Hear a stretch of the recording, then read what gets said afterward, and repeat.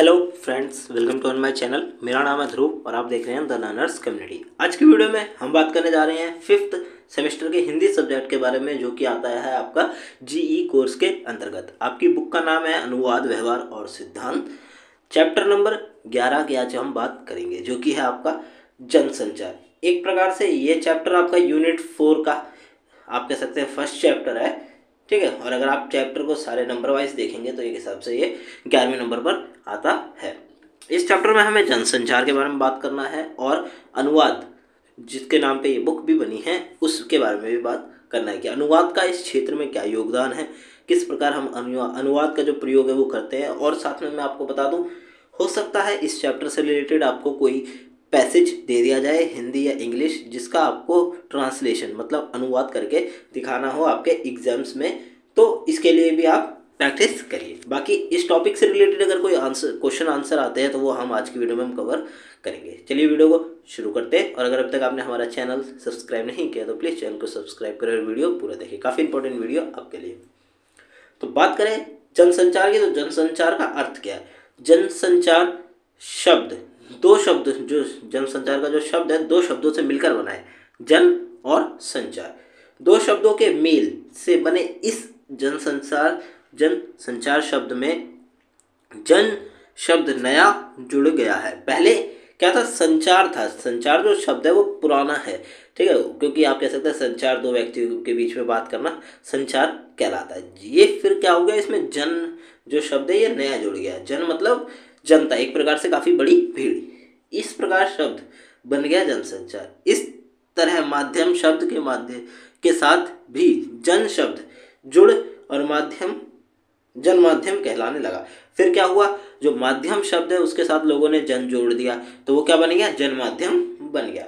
लोक संपर्क और जनसंपर्क या जनसंचार, जिसको हम मास कम्युनिकेशन भी कहते हैं, से तात्पर्य उन सभी साधनों के अध्ययन एवं विश्लेषण से है जो एक साथ बहुत बड़ी संख्या के साथ संचार संबंध स्थापित करने में सहायक है। मतलब ऐसे साधन या फिर ऐसे आप कह सकते हैं साधन हो गए, कोई ऑप्शंस हो गए, ठीक है, कोई प्रोडक्ट हो गया, जो कि क्या करता है, बहुत बड़ी संख्या पे लोगों के साथ क्या करता है, संचार स्थापित करता है, संचार करता है। जैसे कि हम उदाहरण ले टीवी का, टीवी एक जनसंचार का एक माध्यम है, क्योंकि बहुत बड़ी संख्या में लोग टीवी देखते हैं। आप एक न्यूज़ टीवी के थ्रू बहुत सारे लोगों तक एक समय पे पहुंचा सकते हो। तो क्या है ये कि जनसंचार का माध्यम एक टीवी है।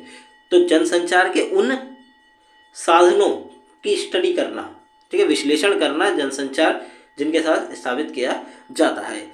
प्राय इसका अर्थ सम्मिलित रूप में समाचार पत्र, पत्रिका, रेडियो, दूरदर्शन, चलचित्र से लिया जाता है, जो समाचार एवं विज्ञापन दोनों के प्रसारण के लिए प्रयुक्त है। तो क्या इसका अर्थ इस प्रकार से भी लिया जाता है, जिसमें क्या क्या आता है, समाचार पत्र आ गए, पत्रिका मतलब मैगजीन्स आ गई, रेडियो आ गए, दूरदर्शन आ गया, चलचित्र आ गए, जिसको हम फिल्म भी कहते हैं, जिसमें कई सारे जो चित्र होते हैं वो चलते हैं। तो ये सब क्या है, जनसंचार के माध्यम है। समाचार एवं विज्ञापन दोनों के लिए प्रसारण किए जाते हैं। इन पे समाचार भी आते हैं, ठीक है, न्यूज़ भी आती है और विज्ञापन एडवर्टाइजमेंट भी आता है। जनसंचार शब्द का सामान्य अर्थ मानव या लोक जीवन की गतिमयता है। तो जनसंचार का जो शब्द है, ठीक है, उसका सामान्य अगर हम अर्थ देखें तो उसको सिंपली अलग अलग आप कह सकते हैं परिभाषा के अकॉर्डिंग इनके अर्थ में हल्का फुल्का फर्क देखने को मिल जाता है। तो जो सामान्य अर्थ है वो है मानव या लोक जीवन की गतिमयता। व्यक्ति के जीवन में आंतरिक और बाह्य दोनों ही स्तर पर संचार की विभिन्न प्रक्रियाएं होती हैं। तो व्यक्ति का जो आंतरिक मतलब उसके शरीर के अंदर जो संचार हो रहा है वो, और जो बाहर हो रहा है वो, ठीक है, ये भी दोनों ही की दोनों बड़ी प्रक्रियाएं हैं। आंतरिक क्रियाएं अदृश्य रूप से कार्य करती हैं, मतलब जो शरीर के अंदर हो रही हैं आंतरिक क्रियाएं वो अदृश्य, हम उसे नहीं देख सकते। तो कौन बता सकता है कि हमारी आप कह सकते हैं दो सेल्स के बीच में क्या बात हुई है, ठीक है, या फिर हमारे ब्रेन्स में जो सेल्स चल रहे हैं उनके बीच में क्या हो रहा है। तो ये एक आंतरिक क्रिया है जिसको कोई नहीं देख सकता, परंतु वहीं बाहरी क्रियाएं दृश्य के रूप में क्रियान्वित होती है। मतलब हम बाहरी क्रियाओं को दृश्य देख सकते हैं, उसमें वो होती हैं। जनसंचार शब्द जो यहाँ अर्थ लिया जाना है वह जनसंचार की तरह अर्थ व्यापक नहीं रखता, ठीक है। एक प्रकार से यहाँ पे जो अर्थ निकलना चाहिए कि जनसंचार का क्या मतलब है, बहुत बड़ी संख्या पे लोगों के साथ क्या करना, संचार करना। फिर आता जनसंचार की परिभाषाएं। कई लोगों ने जनसंचार की परिभाषाएं प्रस्तुत करी है, उनके बारे में बात करें तो पहले आते हैं जोसेफ डिनिटी। जनसंचार बहुत से व्यक्तियों में एक मशीन के माध्यम से सूचनाओं, विचारों और दृष्टिकोण को रूपांतरित करने की एक प्रक्रिया है। जनसंचार क्या है? बहुत से मतलब आप कह सकते हैं बहुत सारे व्यक्ति या फिर बहुत से व्यक्तियों में एक ही समय पे क्या करना, एक मशीन के माध्यम से, कोई भी मशीन होगी, टेलीविज़न, रेडियो या फिर आप फोन, ठीक है, मशीन के माध्यम से सूचनाओं, विचारों और दृष्टिकोणों को रूपांतरित करना, मतलब उनको प्रस्तुत करना। फिर आता है DS मेहता के अनुसार जनसंचार का अर्थ, जनसंचार माध्यम जैसे रेडियो, दूरदर्शन, प्रेस और चलचित्र द्वारा सूचना, विचार और मनोरंजन का प्रचार प्रसार करना है। तो जनसंचार का अर्थ क्या है DS मेहता के अनुसार? कि जनसंचार के जो माध्यम है जैसे रेडियो, दूरदर्शन, प्रेस, चलचित्र, इनके द्वारा लोगों तक विचार, मनोरंजन फैलाना, ठीक है, फिर प्रचार प्रसार करना। फिर जॉर्ज ए मिलर, जनसंचार का अर्थ सूचना को एक स्थान से दूसरे स्थान तक पहुंचाना है। जॉर्ज ए मिलर बताते हैं कि जो जनसंचार का अर्थ है वो क्या है, किसी भी एक सूचना, इंफॉर्मेशन को एक स्थान से दूसरे स्थान तक पहुंचाने का काम किसका है? जनसंचार का है। जवीरवल पारेख, जनसंचार का अर्थ जन के लिए संचार के माध्यम है। अब इन्होंने बताया कि जनसंचार का क्या अर्थ है? जन से मतलब जनता, के लिए संचार का माध्यम, जनता के लिए जो संचार का माध्यम है बड़े स्तर पर, वही जनसंचार कहलाता है। फिर आता है टिट का कहना है कि संचार का लक्ष्य समान विषयों पर मस्तिष्क को एक मेल स्थापित करना है। तो इन्होंने क्या कहा कि टिट ने कहा कि जो संचार का क्या लक्ष्य है?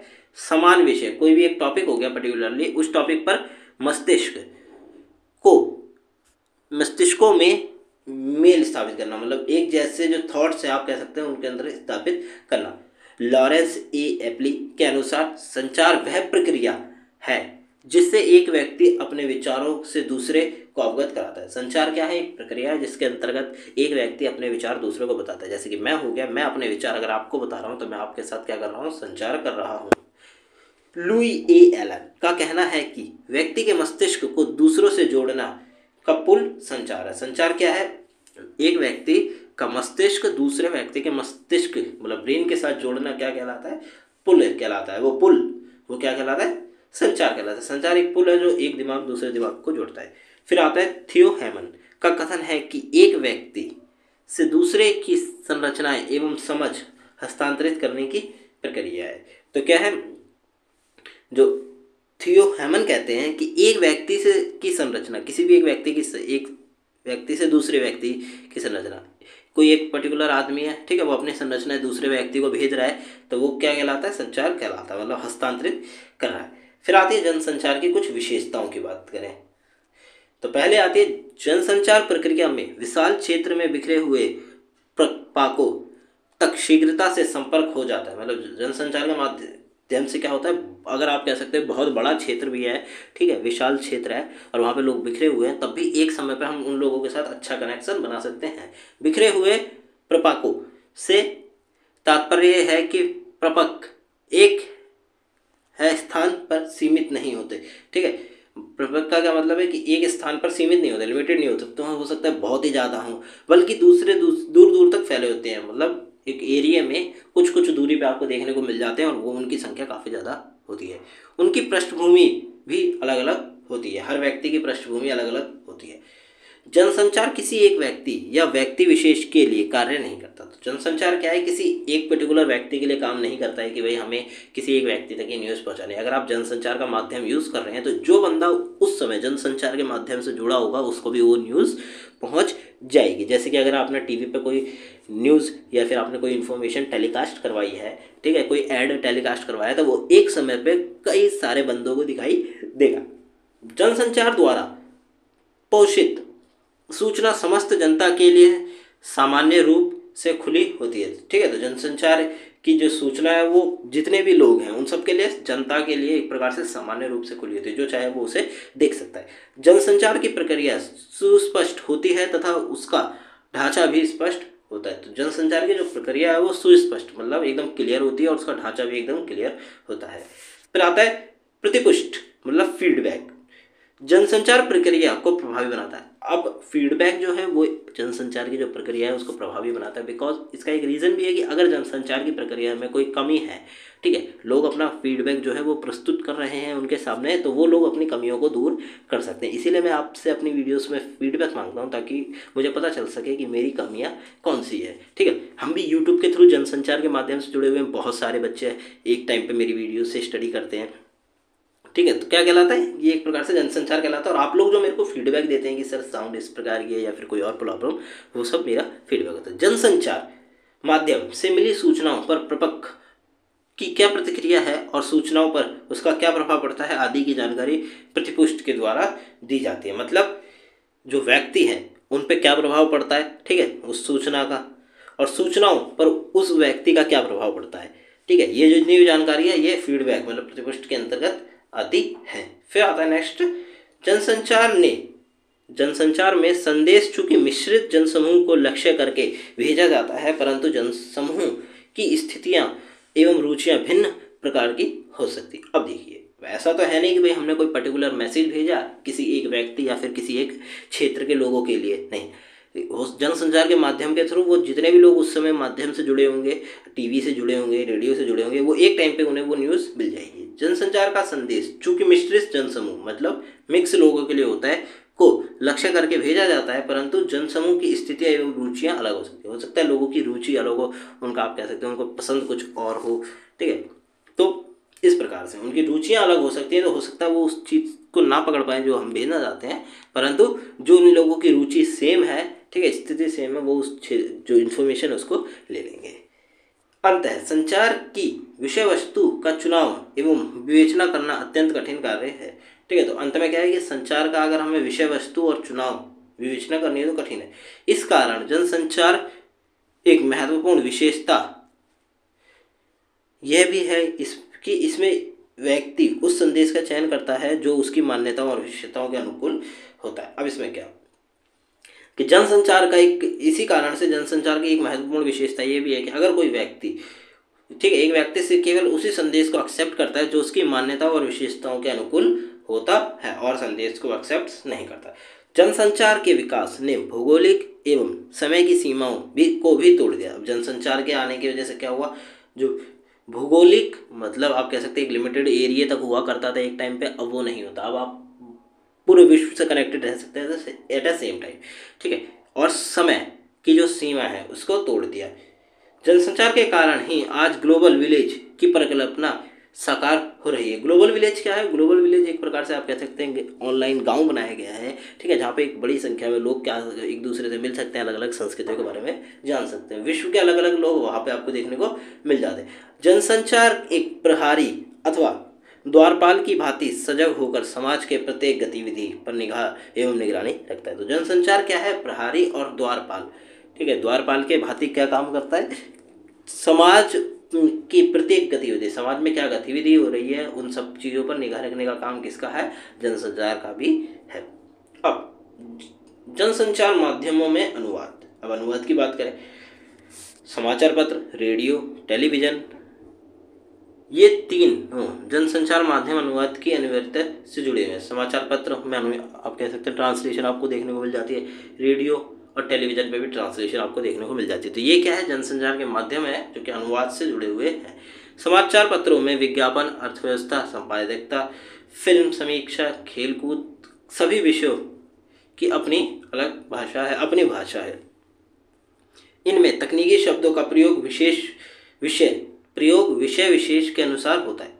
अब इन तीन फील्ड्स में आप कह सकते हैं जो मैंने फील्ड बताया, जैसे कि विज्ञापन हो गया, एडवर्टाइजमेंट, अर्थव्यवस्था, संपादकता, फिल्म समीक्षा या खेलकूद, ये जो फील्ड्स हैं आप कह सकते हैं इनकी अपनी भाषा है और साथ में इनमें अपनी विशेष शब्दों को भी प्रयोग किया जाता है। इनके हर फील्ड हर उसके अपने अपने शब्द हैं, उनको जब जरूरत पड़ती है तो यूज़ किया जाता है। जैसे विज्ञापन और अर्थव्यवस्था, इन सबके अपने अपने शब्द हैं जिनका समय पड़ने पर प्रयोग में लाया जाता है। समाचार पत्रों में अनुवादक की भाषा क्षमता की अहम भूमिका रखती है, ठीक है। अब समाचार पत्रों में क्या, जो अनुवादक ट्रांसलेटर है, ठीक है, उसकी जो भाषा है वो क्या एक महत्वपूर्ण आप कह सकते हैं रोल प्ले करती है, ठीक है, महत्व रखती है। विशिष्ट संदर्भ अनुसार शब्द चयन करना और जटिल वाक्य संरचना से बचना अनुवादक का गुण माना जाता है। अब अब न्यूज़पेपर की लैंग्वेज जितनी ज़्यादा हार्ड होगी लोगों को पढ़ने में उतना ही ज़्यादा कठिनाइयों का फेस करना पड़ेगा। तो इस प्रकार से क्या माना जाता है कि विशिष्ट संदर्भ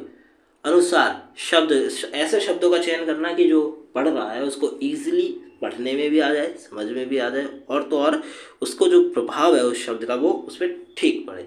तो शब्दों का चयन और जटिल वाक्य संरचना से बचना ही अनुवादक का एक क्या कहलाता है, गुण माना जाता है। समाचार पत्र पत्रिका लिखित भाषा ही नहीं बल्कि फोटो चित्र के माध्यम उच्चारित भाषा के तत्वों के साथ लेकर चलते हैं। अब पत्रिका जो मैगजीन्स है या फिर समाचार पत्र जो है, ये ऐसा तो है नहीं कि रिटन कंटेंट है लोग उन्हें पढ़ते हैं भूल जाते, नहीं। इन्हीं कंटेंट्स में आपको फोटो भी देखने को मिलती है, चित्र के माध्यम से भी आपको बताया जाता है। एडवर्टाइजमेंट्स में देखा होगा बहुत सारे चित्र अवेलेबल होते हैं, ठीक है। तो ये एक ही टाइम पे ये केवल लिखित भाषा में कोई लिखे हुए कोई कंटेंट नहीं है, इसमें फोटोज और एडवर्टाइजमेंट भी देखने को मिल जाती है। साक्षरता कर विज्ञापन समाचारों में जो बोलचाल का प्रभाव नजर आता है वह उच्चारित भाषा को लिखित भाषा में समाहित करने से आता है।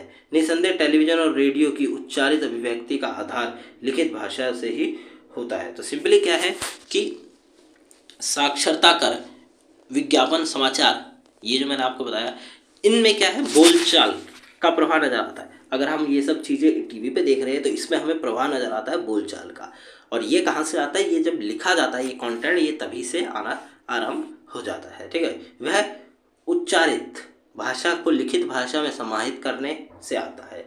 जो भाषा हम बोल रहे हैं वही भाषा अगर हम लिख रहे हैं तो उससे ये प्रकार का आता है। निसंदेह टेलीविजन और रेडियो पर उच्चारित अभिव्यक्ति, मतलब उच्चारण करना किसी चीज़ का, उच्चारित अभिव्यक्ति का आधार लिखित भाषा से ही होता है। जब हम पहले लिखा हुआ कंटेंट पढ़ते हैं उसके बाद हम उसे बोलते हैं तो क्या हमें प्रभाव देखने को मिलता है, क्योंकि लिखित सामग्री को ही मौखिक रूप से प्रस्तुत किया जाता है। मौखिक मतलब बोलकर, लिखी हुई सामग्री को बोलकर ही प्रस्तुत किया जाता है। रेडियो और टेलीविजन पर प्रसारित होने वाला विज्ञापन भी मौखिक भाषा की प्रवृत्ति को ध्यान में रखकर बनाए जाते हैं, ठीक है। तो टीवी हो गया, रेडियो हो गया, अगर इन पर कोई एडवर्टाइजमेंट प्रस्तुत किया जा रहा है तो ऐसा तो नहीं है वो एडवर्टाइजमेंट चुप रहेगा, नहीं, उसमें बोलकर लोगों को जो डिटेल देनी है वो बताई जाएंगी। अगर किसी शैम्पू का ऐड है या फिर किसी दवाई का ऐड है, मेडिसिन का, तो वो बोल के उन्हें बताया जाएगा। उसी साथ उस दवाई के जो एडवर्टाइज आप कह सकते हैं एडवांटेजेस हैं वो बताए जाएंगे। उनमें अंग संचालन, शारीरिक प्रतिक्रिया भी भाषा के अनुरूप होती है। संचार माध्यमों में इस बात पर ध्यान दिया जाता है कि संप्रेषण अधिक से अधिक हो, और वह कैसे संभव हो सकता है। संप्रेषण पे अधिक से अधिक, ज़्यादा से ज़्यादा ध्यान दिया जाता है जब संप्रेषण होता है। अनुवाद एक ऐसे माध्यम है जिसकी वजह से संदेश सभी वर्गों के लोगों तक पहुंचाया जा सकता है। कोई भी एक पर्टिकुलर संदेश हो गया, एक समय पे कई बड़ी संख्या में लोगों तक पहुंचाया जा सकता है। इसीलिए रेडियो, टेलीविजन, समाचार पत्र, पैम्पलेट, विज्ञापन, हैंडबिल, होर्डिंग्स, ठीक है, होर्डिंग्स लगाई जाती हैं। इन सभी जनसंचार माध्यमों के में अनुवाद लोकप्रिय है। तो क्या रेडियो में अनुवाद देखने को मिल जाता है, टेलीविजन में, समाचार पत्र, पैम्पलेट में, विज्ञापन हो गया, ठीक है, कोई हैंडबिल हो गया, इन सभी में आपको अनुवाद लोकप्रिय है, अनुवाद देखने को मिल जाता है। रेडियो की आवाज़ के इस्तेमाल द्वारा उच्चारित भाषा को लय, ताल, अनुतान द्वारा गुणात्मक बनाना पड़ता है। अब रेडियो पे अगर कोई आवाज़ आ रही है, ठीक है, और हमें उसे उच्चारित करना है, तो अगर हम उसका अनुवाद का प्रोसेस उस पर करें तो क्या होगा कि अगर किसी और लैंग्वेज में हमने अनुवाद करके उसे किसी और लैंग्वेज में तैयार किया, उसके बाद रेडियो पर उसे बोल के लोगों तक सुनाया, तो उस समय उच्चारित भाषा को लय, ताल और अनुतान द्वारा गुणात्मक बनाया जाता है। समाचार पत्र में समाचार कैसे लिखा जाए इस बात का ज़्यादा महत्व दिया जाता है। आगे बढ़ते हैं। रेडियो में हिंदी में प्रस्तुत किए जाने वाले समाचारों को अंग्रेजी में भी पढ़ा जा सकता है। तो ऐसे समाचार जिनको रेडियो में हिंदी में प्रस्तुत किया जाता है, वही समाचार आप कह सकते हैं इंग्लिश में भी पढ़े जा सकते हैं। और ज़्यादातर होता है कि इंग्लिश जो रेडियो चैनल्स होते हैं वहाँ पे यही समाचार इंग्लिश में प्रदर्शित किए जाते हैं। टेलीविज़न में लिखित और मौखिक भाषा को दृश्य से जोड़ा जाता है। टेलीविज़न में क्या है, लिखा हुआ और बोला हुआ, मतलब लिखना और बोलना दोनों को एक साथ जोड़कर फोटो के साथ जोड़ के दिखाया जाता है, मतलब दृश्य के तौर पर दिखाया जाता है। यदि किसी मंत्री ने हिंदी भाषा में भाषण दिया तो हिंदी भाषा के साक्षरता दिया है, तो अंग्रेजी समाचारों में उच्चारित अंशों को भाषण के साथ अंग्रेजी में अनुदित कर स्क्रीन पर दिखाया जाता है। अब देखिए, आपने देखा होगा कई बार कोई बड़ा व्यक्ति इंग्लिश में अगर कोई वो दे रहा होता है, भाषण दे रहा होता है, वहीं साइड में एक पैलेट सा या आप कह सकते हैं स्क्रीन सी बनी होती है जिसमें वही भाषण हिंदी में भी लिखा आता है, ठीक है, जो वो व्यक्ति इंग्लिश में बोल रहा होता है। ऐसे व्यक्ति जिन्हों को इंग्लिश नहीं आती, वो हिंदी समझ पाते हैं, उनके लिए इस प्रकार की सुविधा दी जाती है। वहीं पे अगर देखें कि कोई व्यक्ति हिंदी में दे रहा है, ठीक है, ऐसी जगह पे भाषण जहाँ पे ज़्यादातर लोगों को इंग्लिश काफ़ी अच्छे से आती है, तो वो क्या होगा, उसी के भाषण को फटाफट ट्रांसलेट करके किस में, इंग्लिश में ट्रांसलेट करके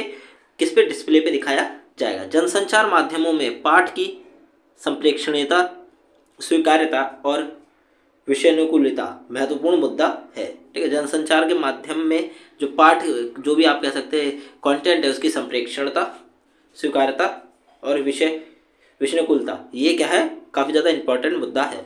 टीवी, रेडियो, समाचार पत्रों में अनुवाद पाठकों, दर्शकों को ध्यान में रखकर किया जाता है। जब टीवी, रेडियो, समाचार पत्र में जब अनुवाद किया जाता है तो पाठक या तो पढ़ने वालों को या तो दर्शक देखने वालों को ध्यान में रखकर किया जाता है। इसीलिए ऐसी शैली का प्रयोग किया जाता है जो बोधगम्य और सर्वमान्य हो, ठीक है। ऐसी शैली का प्रयोग किया जाता है बोधगम्य और सर्वमान्य। सर्वमान्य से मतलब है कि वो भाषा या वो शैली काफ़ी ज़्यादा लोगों में प्रचलित